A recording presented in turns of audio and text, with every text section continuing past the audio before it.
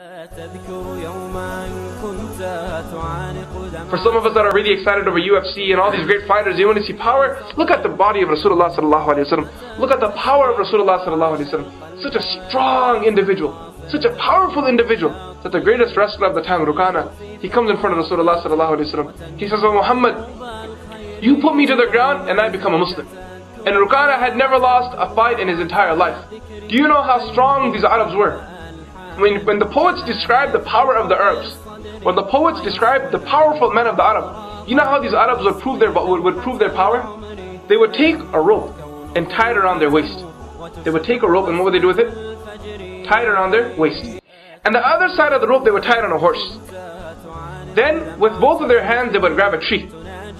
And they would whip the horse and see if it could pull that person away from the tree.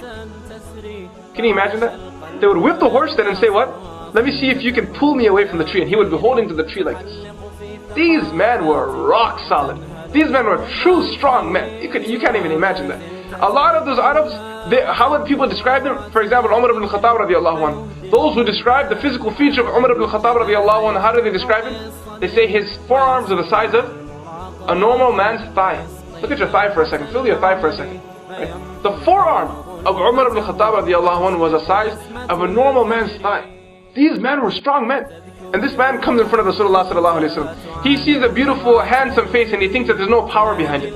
He sees the beautiful, handsome voice. He hears the beautiful, handsome voice, and he thinks there's no power behind this man.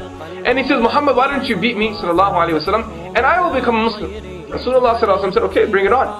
Rasulullah sallallahu alaihi wasallam didn't check it out. He said, "What do you say? Come on, let's go right now, on the spot. Let's go right now." And a person came to Rasulullah sallallahu alaihi wasallam. Keiner came, and Rasulullah sallallahu alaihi wasallam, what did he do to him?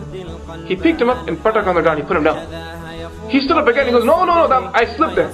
And he made up some excuse, right? Because he couldn't believe it that Rasulullah sallallahu alaihi wasallam just put him down. He said, "Again."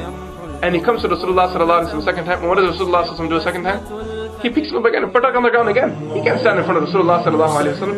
This is the power of Rasulullah sallallahu alaihi wasallam.